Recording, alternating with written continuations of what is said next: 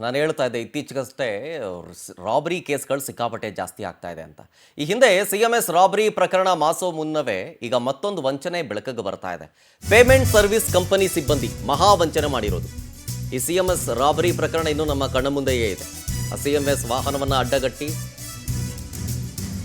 ದರೋಡೆ ಮಾಡಿದಂಥ ಕೇಸು. ATMಗೆ ತುಂಬೋಕೆ ಕೊಟ್ಟಿದ್ದಂತಹ 1 ಕೋಟಿಗೂ ಅಧಿಕ ಹಣವನ್ನು ದೋಚಿಬಿಟ್ಟಿದ್ದಾರೆ ಕದಿಮರಿಲಿ. ಹಿಟಾಚಿ ಅನ್ನೋ ಕಂಪನಿಗ ಸಿಬ್ಬಂದಿಗಿಂದ ಹಣ ವಂಚನೆಯ ಪ್ರಕರಣ. ಒಂದು ತಂಡ 50 ಲಕ್ಷ, ಮತ್ತೊಂದು ತಂಡ 80 ಲಕ್ಷ ಎಗರಿಸ್ಬಿಟ್ಟಿದ್ದಾರೆ. SBI, ಆಕ್ಸಿಸ್ ಬ್ಯಾಂಕ್ ATMಗೆ ಹಣ ಡೆಪಾಸಿಟ್ ಮಾಡುವಂತಹ ಕಂಪನಿ ಅದು. ಕೋರಮಂಗಲದ ಆಕ್ಸಿಸ್ ಬ್ಯಾಂಕ್ನಿಂದ ಹಣ ತಗೊಂಡಿದ್ರು ಇವರು. ATMಗಳಿಗೆ ಡೆಪಾಸಿಟ್ ಮಾಡೋದಕ್ಕೆ ಸೂಚನೆ ಕೊಟ್ಟಿತ್ತು ಕಂಪನಿಯ ಅಧಿಕಾರಿಗಳು. ಪ್ರವೀಣ್, ಧನಶೇಖ್, ರಾಮಕ್ಕ, ಹರೀಶ್ ಕುಮಾರ್, ವರುಣ್ ಅನ್ನೋ ಸಿಬ್ಬಂದಿಗೆ ಸೂಚನೆಯನ್ನು ಕೊಡಲಾಗಿರುತ್ತೆ. ಒಂದು ತಂಡಕ್ಕೆ 80,49,800 ರೂಪಾಯಿ, ಮತ್ತೊಂದು ತಂಡಕ್ಕೆ 57,96,400 ರೂಪಾಯಿ. ಎರಡೂ ತಂಡಗಳಿಗೆ ಹಣ ಕೊಟ್ಟಿದ್ದು ಹಿಟಾಚಿಯ ಅಧಿಕಾರಿ ಮಿಥುನ್ ಅನ್ನೋರು. ಆದರೆ ಎರಡೂ ತಂಡ ಏನು ಮಾಡುತ್ತೆ, ATMಗಳಿಗೆ ಹಣ ಹಾಕ್ತೇನೆ ಆ ಹಣದ ಜೊತೆಗೆ ಎಸ್ಕೇಪ್ ಆಗಿಬಿಡ್ತಾರೆ. 19ನೇ ತಾರೀಕು ATMಗೆ ಹಣ ಹಾಕೋದಕ್ಕೆ ಅಧಿಕಾರಿ ಮಿಥುನ್ ಸೂಚನೆ ಕೊಟ್ಟಿರ್ತಾರೆ. ಆದರೆ ATMಗೆ ಹಣ ತುಂಬದೆ ಅಷ್ಟು ಹಣವನ್ನು ಎಗರಿಸ್ಬಿಟ್ಟಿದ್ದಾರೆ. ಈಗ ಈ ಘಟನೆಗೆ ಸಂಬಂಧ ಕೋರಮಂಗಲ ಠಾಣೆಗೆ ಕಂಪ್ಲೇಂಟ್ ಕೊಟ್ಟಿದ್ದಾರೆ ಮಿಥುನ್. ಪ್ರಕರಣ ದಾಖಲಿಸಿಕೊಂಡು ಆರೋಪಿಗಳಿಗಾಗಿ ಪೊಲೀಸರು ಹುಡುಕಾಟ ನಡೆಸ್ತಾ ಇದ್ದಾರೆ. ಈಗ ನೋಡಿ, ದುಡ್ಡಿನ ಮೇಲೆ ಆಸೆ ದಿನದಿನಕ್ಕೂ ಹೆಚ್ಚಾಗ್ತಾ ಇದೆ. ಒಂದು ಕಡೆ ಚಿನ್ನದ ಬೆಲೆಯೂ ಕೂಡ ಜಾಸ್ತಿ ಆಗ್ತಾ ಇದೆ, ಮತ್ತೊಂದು ಕಡೆ ಈ ದರೋಡೆ ಕೇಸ್ಗಳು ಜಾಸ್ತಿ ಆಗ್ತಾ ಇದೆ. CMS ರಾಬರಿ ಕೇಸು ಬೆಂಗಳೂರಿನಲ್ಲಿ ಇನ್ನೂ ಕೂಡ ಆ ಒಂದು ಪ್ರಕರಣ ಕಣ್ಣ ಮುಂದೆ ಇದೆ.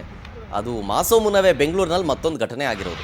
ಬೆಂಗಳೂರಿನಲ್ಲಾಗಿರೋದು ಪೇಮೆಂಟ್ ಸರ್ವಿಸ್ ಕಂಪನಿ ಸಿಬ್ಬಂದಿ ಮಹಾವಂಚನೆ ಮಾಡಿರೋದು. ಇದು ATMಗೆ ಹಣ ತುಂಬಕ್ಕೆ ಕೊಟ್ಟಿದ್ದಂತಹ ಸುಮಾರು 1 ಕೋಟಿಗೂ ಅಧಿಕ ಹಣ. ಅಂದರೆ 2 ತಂಡಕ್ಕೆ ಹಣ ಕೊಟ್ಟಿರ್ತಾರೆ. ಒಂದು ತಂಡಕ್ಕೆ ಸುಮಾರು 50 ಲಕ್ಷ, ಮತ್ತೊಂದು ತಂಡಕ್ಕೆ ಸುಮಾರು 80 ಲಕ್ಷ. ಅಷ್ಟನ್ನು ATMಗಳಿಗೆ ಹಾಕಬೇಕಾಗಿರುತ್ತೆ. SBI ATMಗೆ ಒಂದು ತಂಡ, ಆಕ್ಸಿಸ್ ಬ್ಯಾಂಕ್ ATMಗೆ ಮತ್ತೊಂದು ತಂಡ ಹಣವನ್ನು ಡೆಪಾಸಿಟ್ ಮಾಡಿಬಿಟ್ಟು ಬರಬೇಕಾಗಿರುತ್ತೆ ATM ಮಷಿನ್ಗೆ. ಆದರೆ ಈ ಹಿಟಾಚಿ ಅನ್ನುವಂಥ ಕಂಪನಿಯ ಸಿಬ್ಬಂದಿ ಏನು ಮಾಡಿಬಿಡ್ತಾರೆ ಅಂದರೆ, ಆ ಹಿಟಾಚಿ ಕಂಪನಿಗೆ ಓನರ್ ಹೇಳ್ತಾರೆ, ಅದು ಅಂದರೆ ಹಿಟಾಚಿಯ ಅಧಿಕಾರಿ ಮಿಥುನ್ ಅನ್ನೋರು, ಅವ್ರ ಸಿಬ್ಬಂದಿಗಳಿಗೆ ಒಂದು 4 ಜನ ಇದ್ದಾರೆ ಅಧಿಕಾರಿ, 4-5 ಜನ, ಪ್ರವೀಣ್, ಧನಶೇಖ್, ರಾಮಕ್ಕ, ಹರೀಶ್ ಕುಮಾರ್ ಮತ್ತು ವರುಣ್ ಅಂತ. ಇಷ್ಟು ಜನ ಸಿಬ್ಬಂದಿಗಳಿಗೆ ಮಿಥುನ್ ಸೂಚನೆ ಕೊಡ್ತಾರೆ, ಹೋಗಿ ಹಣ ತುಂಬಿಸಿ ಬನ್ನಿ ಅಂತ. ಹೋದವರು ಮತ್ತೆ ವಾಪಸ್ ಬರಲ್ಲ. ಜೊತೆಗೆ ಈ ಮಿಥುನ್ ಅವರ ಕಾಂಟ್ಯಾಕ್ಟ್ಗೂ ಸಿಗೋದಿಲ್ಲ. ಜೊತೆಗೆ ಆ ಹಣವನ್ನು SBI ಆಗಲಿ ಆಕ್ಸಿಸ್ ಬ್ಯಾಂಕ್ನ ATMಗಾಗಿ ಹಣವನ್ನು ತುಂಬಿಸೋದಿಲ್ಲ. ಆಮೇಲೆ ಯಾವಾಗ ರೆಸ್ಪಾನ್ಸ್ ಬರಲಿಲ್ವೋ ಆವಾಗ ಗೊತ್ತಾಗುತ್ತೆ, ನಾವು ಮೋಸ ಹೋಗಿದ್ದೀವಿ, ದುಡ್ಡು ತಗೊಂಡು ಎಸ್ಕೇಪ್ ಆಗಿದ್ದಾರೆ ಅಂತ. ಈ ವಿಚಾರ ಗೊತ್ತಾಗ್ತಾ ಇದ್ದಂತೆ ಸೀದಾ ಮಿಥುನ್ ಕೋರಮಂಗಲ ಠಾಣೆಗೆ ಹೋಗಿ ಕಂಪ್ಲೇಂಟ್ ದಾಖಲಿಸಿದ್ದಾರೆ. ಆ ಕಂಪ್ಲೇಂಟ್ನ FIR ಕೂಡ ಆಗಿದೆ. ಆ ವಿಚಾರಕ್ಕೆ ಸಂಬಂಧಪಟ್ಟಂಥ FIR ಪ್ರತಿಯನ್ನು ಗಮನಿಸ್ತಾ ಇದ್ದೀರಿ. ಈ ದರೋಡೆ ಪ್ರಕರಣದ ಬಗ್ಗೆ ಇನ್ನಷ್ಟು ಮಾಹಿತಿ ಕೊಡ್ತಾರೆ ನಮ್ಮ ಪ್ರತಿನಿಧಿ ವೆಂಕಟೇಶ್ ಲೈವ್ನಲ್ಲಿ. ವೆಂಕಟೇಶ್, ಇನ್ನು CMS ವಾಹನದ ಒಂದು ರಾಬರಿ ಕೇಸ್ ಇನ್ನು ನಮ್ಮ ಕಣ್ಣ ಮುಂದೆಯೇ ಇದೆ. ಅದು ಮಾಸೋ ಮುನ್ನವೇ ಬೆಂಗಳೂರಿನಲ್ಲಿ ಮತ್ತೊಂದು ದರೋಡೆ ಕೇಸ್ ಅನ್ಬೋದು. ಇದಕ್ಕೆ ಸಂಬಂಧಪಟ್ಟಂತೆ ತನಿಖೆ ಹೆಂಗೆ ಹೋಗ್ತಾ ಇದೆ ಈಗ?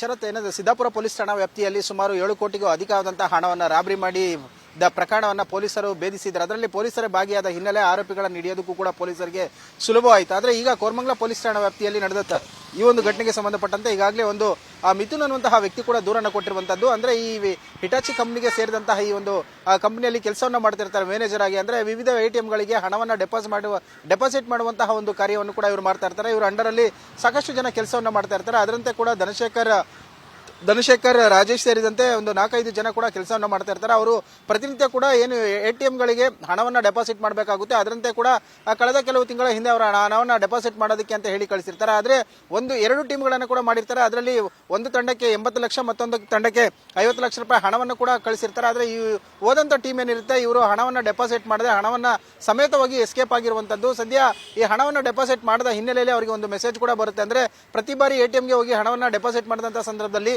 ಒಂದು ಮೆಸೇಜ್ ಅಲರ್ಟ್ ಕೂಡ ಬರುತ್ತೆ. ಆದರೆ ಈ ಮೆಸೇಜ್ ಬರದೇ ಹಿನ್ನೆಲೆಯಲ್ಲಿ ಅವರು ಆತಂಕಗೊಳ್ತಾರೆ. ಆಗ ಕಾಂಟ್ಯಾಕ್ಟ್ ಮಾಡಿದಂತ ವೇಳೆಯಲ್ಲಿ ಅವರ ನಂಬರ್ಗಳು ಕೂಡ ಸ್ವಿಚ್ ಆಫ್ ಆಗಿರುತ್ತೆ. ಆಗ ಆತಂಕಗೊಂಡು ಅವರು ಎಲ್ಲಿ ಒಂದು ಲೊಕೇಶನ್ಗಳನ್ನ ಹೇಳಿರ್ತಾರೆ ಅಲ್ಲಿಗೆ ಹೋಗಿ ನೋಡಿದಂತ ವೇಳೆಯಲ್ಲಿ ಗಾಡಿ ಹೋಗಿರುತ್ತೆ ವಿನಃ ಅವರ ಅಕೌಂಟ್ಗಳೇ ಅಲ್ಲಿ ಅಮೌಂಟ್ ಅನ್ನು ಕೂಡ ಡೆಪಾಸಿಟ್ ಮಿಷಿನ್ಗಳಿಗೆ ಹಾಕಿರೋದಿಲ್ಲ. ಆಗ ಅವರು ಆತಂಕಗೊಂಡು ತಕ್ಷಣ ಬಂದು ಒಂದು ಪೊಲೀಸ್ ಠಾಣೆಗೆ ದೂರನ್ನು ಕೊಡ್ತಾರೆ. ದೂರಿನ ಆಧಾರದ ಮೇಲೆ 5 ವಿರುದ್ಧ ಒಂದು ಎಫ್ಐಆರ್ ದಾಖಲಾಗಿದೆ. ಈ ಆರೋಪಿಗಳು ಎಲ್ಲಿನವರು ಹೇಗೆ ಹೋಗಿದ್ದಾರೆ ಅನ್ನೋದ್ರ ಬಗ್ಗೆ ಕೂಡ ಪೊಲೀಸರು ಈಗ ತನಿಖೆಯನ್ನ ಮುಂದುವರಿಸಿರುವಂತದ್ದು.